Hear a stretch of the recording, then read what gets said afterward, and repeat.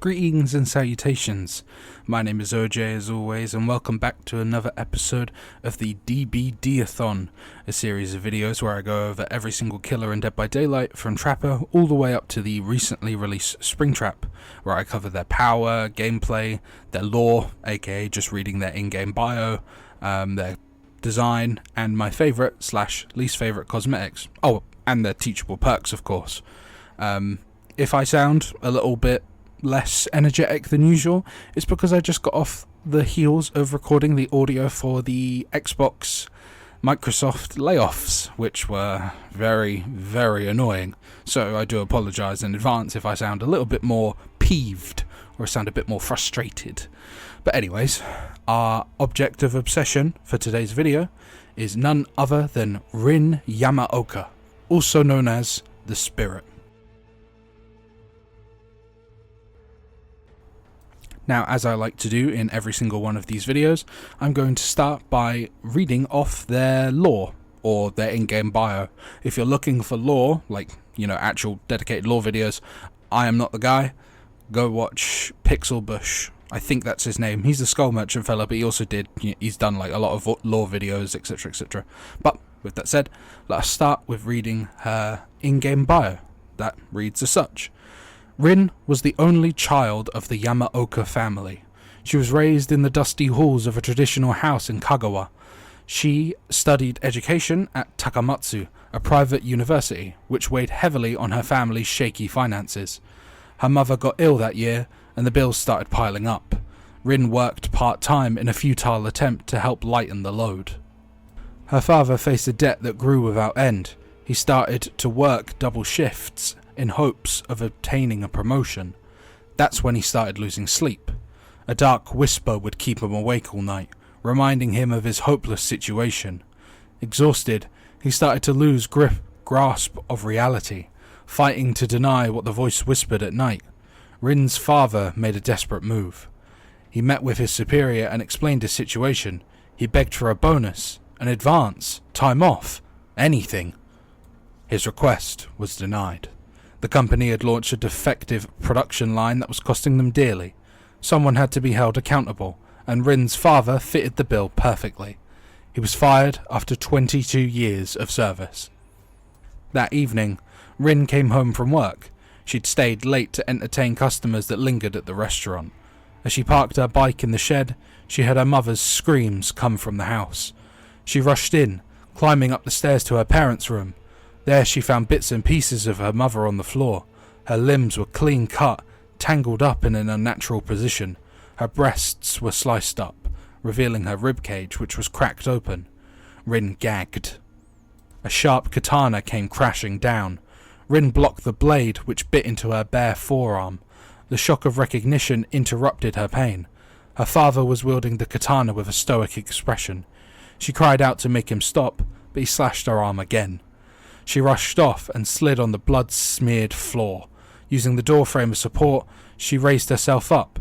The katana ripped through the wall, cleaving her other arm. She screamed in pain as she limped into the hallway, only to be met by her father's blade. She stepped back, trembling as she held together the soft, loose flesh of her abdomen. Images of her mother's tangled limbs flashed before her eyes. Rin charged at her father, making him stumble back. He punched her torn abdomen, and she recoiled in pain. As she struggled to get back up, he slashed her thigh, making her collapse on the floor. As she crawled towards the stairs, he grabbed her hair and yanked her against the partition. The glass shattered on impact, and she fell through, landing one floor down. She heard footsteps somewhere above her. With effort, she moved, worming her way into a sea of broken glass. The shards gnawed at her, ripping her flesh. He had to be stopped. He would not get away with what he'd done to her, with what he had done to her mother. Coughing up blood, her chin grazed the glass, adding to the bleeding. A low-pitched heartbeat started to ring in her ears. Her body felt so heavy. She could no longer move. The ground shook with her father's footsteps. She knew she was not going to make it, but she no longer cared. She would make him pay, in this life or the next. A dark fog slowly veiled her eyes, but it could not subdue her rage. She would not rest. Not yet. The darkness whispered, promising blood and revenge. An oath was made, and Rin closed her eyes. Her lore is an example of one of the very, very, very, very, very, very few killers in this game who literally didn't do anything wrong. Her and potentially like the Plague are some of the only no, not the Plague, because the Plague did kill someone. Her and the Artist are probably the two killers in this game who literally did not deserve to be in the realm. They did nothing wrong. I'm sorry, Rin came home from work and got slashed up by her dad. Like, she didn't do anything to deserve that, and that adds to the tragedy portrayed by her lore. And yeah, that really sucks. I mean, what else am I meant to say that hasn't already been said by the lore itself? Her lore is a tragic tale of someone who is simply in the wrong place at the wrong time. Why her father did the things that he did is probably due to the entity in some way, shape or form. They don't call them Dark Whispers for nothing. And, well, Rin was also dragged into the entity's realm to become a new killer. So my guess is that the entity was like almost playing Rin as a fiddle. Like, he was intentionally making her life worse by, having her dad go nuts and kill her mum, etc., to then bring her into the realm to be a new killer. Which is, awful. That's awful. That's tragedy incarnate. Someone who is in the wrong place at the wrong time and who doesn't deserve the torture put upon them and the fate that they have been given. And funny enough, a lot of her lore actually plays quite well into her design, which I'll obviously talk about later. But anyways, with her lore read and my opinions on it given, we move on to her gameplay / her power. Now, Rin's power is known as Yamaoka's Haunting, which, after a brief delay of charging it up, allows her to depart her physical body and enter the ethereal plane, leaving behind a stationary husk. This basically means that she enters a state where she is far faster, survivors are invisible to her, so she cannot see them whatsoever, but she can still see blood and scratch marks. She emits a audio cue to all survivors that she's within a certain range of, so that they know that she's there even though she's technically invisible. And the husk is basically just a copy of her that emits her terror radius and looks like she's just kind of standing still.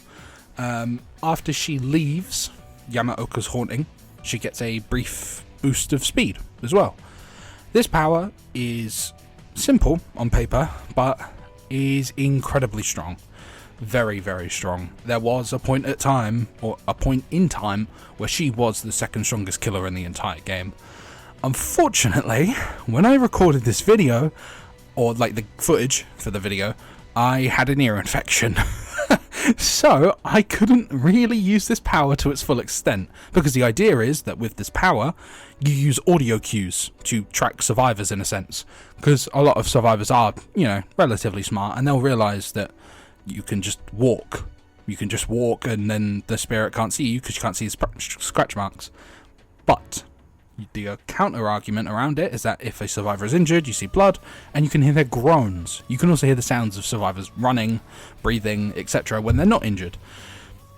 But with a ear infection and I can't put headphones on, I couldn't really do that, could I? I couldn't use her power to a full extent in the gameplay footage you're seeing in the background. But besides my personal issues with it, it's a very good power, though as I've just said, it's actually very difficult to use the spirit and play her if you are hard of hearing, which has always been a bit of an issue that I've seen people bring up.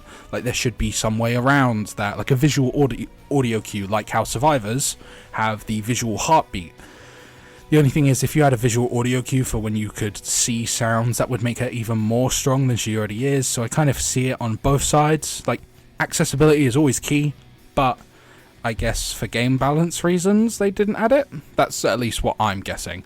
Either way, her power is incredibly strong. There is a lot of cool tech that you can do with it. I think in the first clip I do the thing where I fake use my power, like I just stand still.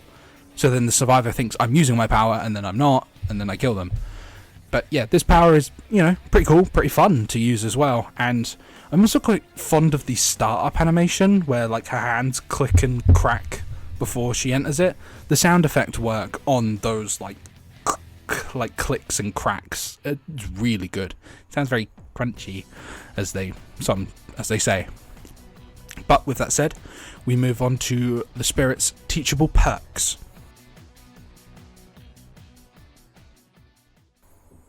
The first of her perks is Hex Haunted Ground, with a description reading as such: 2 trapped hex totems will spawn in the trial. When either one of the 2 trapped hex totems is cleansed by a survivor, all survivors suffer from the exposed status effect for 40, 50 or 60 seconds respective of the level. The remaining trapped hex totem immediately becomes a dull totem after the first is cleansed. Exposed survivors will be down by basic attacks even if uninjured, and it has flavor text reading, "Her home became profane." Now, this perk is a perk that I've never used in my life. I'm going to admit it right here, right now. So my opinions on it are from someone who does not use it. I can see potential in it. I think it is handicapped slightly by the fact that it's, it sounds like a really strong effect on paper. Cleanse one of the trapped hex totems and now everybody can be downed in a single hit. 60 seconds sounds like a long time, and by all accounts for the exposed status effect, that is quite long. That's very long, actually. But this only really works on killers who not only do basic attacks, but more importantly, have the ability to get around the map quick enough to apply that pressure. Or you could just use Hex Retribution, which, in my mind, they should work. Hex Retribution makes it so that when a totem is cleansed, all survivors' auras are revealed for I think it's 60 seconds as well. Or is it 16? All of their auras get revealed. So I could see those 2 perks working in conjunction, but the thing is, it is literally a one-time use, one and done perk. If you do not get the value, get 2 downs from after the totem is cleansed, the perk is just an empty perk slot, and it doesn't do much otherwise. So, strong, but you literally have one chance to use it, and if you fail, you basically just wasted your perk, right? But with that said, we move on to her second perk. Her second perk is Rancor, with a description reading as such: you become obsessed with one survivor. Each time a generator is completed, your obsession sees your aura for 5, 4 or 3 seconds respective of the level. Each time a generator is completed, all survivors' locations are revealed to you for 3 seconds. Once the exit gates are powered, the obsession has the exposed status effect, and you can kill them. The killer can only be obsessed with one survivor at a time, and exposed survivors will be downed by basic attacks even if uninjured. There is no flavor text for this one, unfortunately. But anyways, this perk is okay. I don't think the trade-off is good enough for the downside, right? Because I think, is it Bitter Murmur that reveals all survivor auras when a generator is completed? That's a decent enough perk. I mean, you need to be losing the game to get value out of it, but hey ho, this perk does the same thing for less amount of time, and it lets the obsession see your aura. And once they see your aura after the gen's completed, they know that during the end game they're going to be exposed and can be killed. Then they just avoid you like the plague. They'll play safe as all hell. I don't see the point in it. Why would I use this perk, right, when I could use Hex No One Escapes Death? Why don't I just use Noed, where once the final gen, not the exit gates, once the final gen, oh wait, no, that is the same thing. Once the exit gates are powered, everyone's exposed, and I get haste. Why would I not just use that perk? Because I can get more value out of it and kill everyone instead of just a single person. Whoop-de-doo, you got 1 kill. You could have used Noed and got multiple. I don't know, this perk just feels kind of redundant. If you wanted this perk, just combine Bitter Murmur and Noed, and you'll get better benefits of both. It's kind of silly. Obviously, it takes up 2 perk slots. This is 1 perk slot. There's a trade-off, but hey-ho. Anyways, moving on to her final perk. Said final perk is a personal favourite of mine, that being Spirit Fury, with a description reading as such: each pallet you break magnifies the wrath of the entity. After you bake After you break 4, 3, or 2 pallets, the next time you are stunned by a pallet, the entity will instantly break said pallet. You will still suffer from the stun effect penalty, with flavor text reading, "Fury is her blood." This perk is a cornerstone and a key part of why pallet shredder builds still exist, and are still as fun as they are. I am very fond of pallet shredder builds, personally. You've seen it over the last couple of videos. I think now and then I might do a pallet shredder build. They're just fun, and this plays a big part in it. Oh no, I got hit by a pallet. No, oh no, oh, it broke immediately. And because of enduring, I recovered from the stun immediately. And I've got hubris on, so you're now exposed. Have fun. Like, it's just a fun perk. I just enjoy the like, once survivors know you have it, they start pre-dropping and stuff, and it's like, that's kind of bum. That's kind of boring. But like, when you get it to work, and like, as I just said, you merge hubris with it, where they get exposed after stunning you, it just leads to some fun stuff. But anyways, with her perks discussed, I'd like to move on to her base design, as well as my favourite and least favourite cosmetics. Now, Spirit's base design is something I'm going to have to be careful about how I describe it, because YouTube otherwise may strike me with a thunderbolt. But here we go. The Spirit is practically nude, head to toe. Her body is just about covered by bandages. She has floating limbs marked by cuts across her arms and her stomach, legs, which are visual indicators of what her father did to her, which is a really cool way to include lore through a visual design. We are told that her father did such things, but before you even read her lore, you can visually see the damage that he's done to her.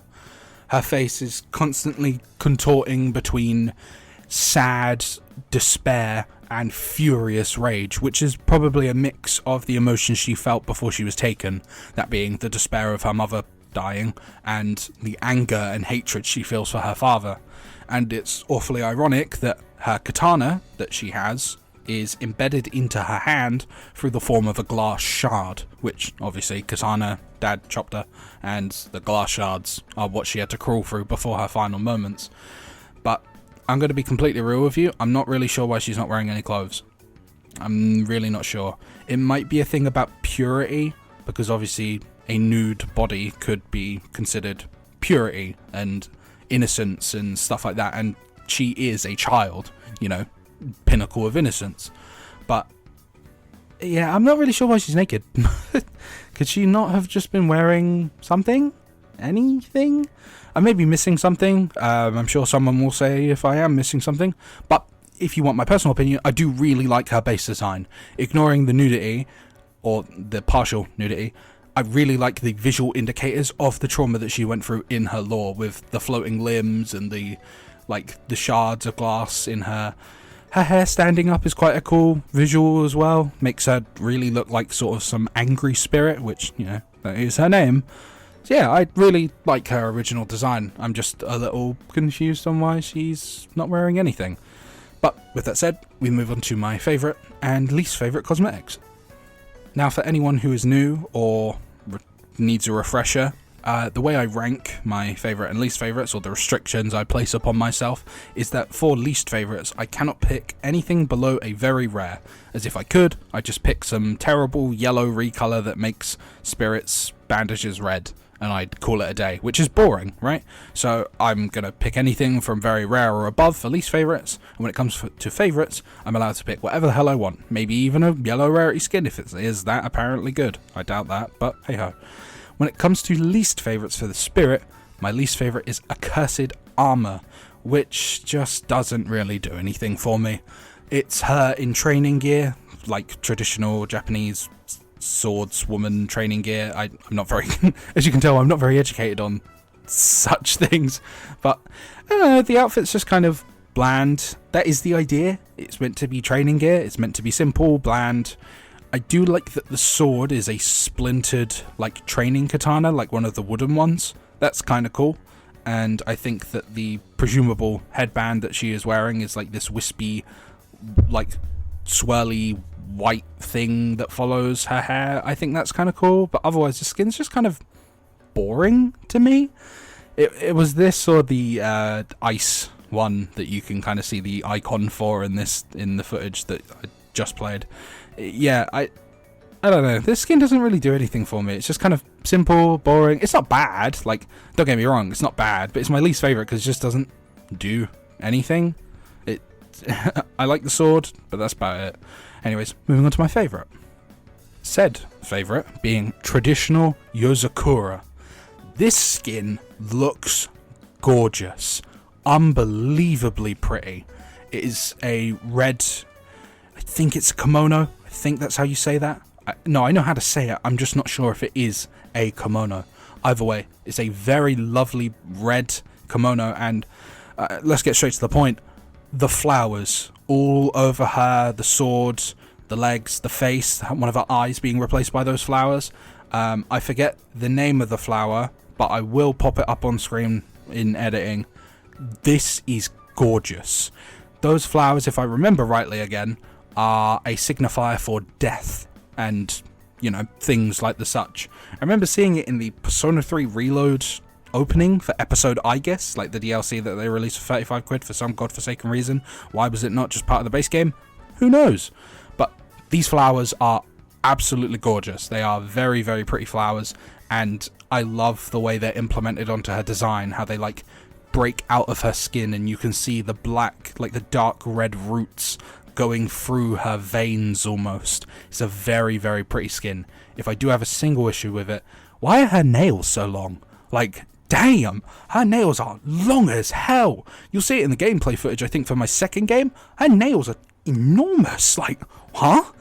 I'm not sure why they're that big, but this skin is absolutely gorgeous. A damn near pinnacle of design and very fitting for someone who, you know, did die. I think the flowers are a resemblance of death, but anyways. With all of that said, though, we're already at the end of the video once again. I say already, but I've been yapping for 22 minutes now. Oh, whoa, my voice. Sorry. I wanted, again, to thank everyone for the support on the pig video, which I believe now has 300 views. That is a crazy amount. I'm still not sure why everyone keeps watching that one. But anyways, I hope you have enjoyed my blabbers about the spirit. I hope you have a good evening, morning, afternoon. Like, comment and subscribe if you feel so inclined, and I shall see you in the next video, which, if I am not mistaken, should be on the Legion.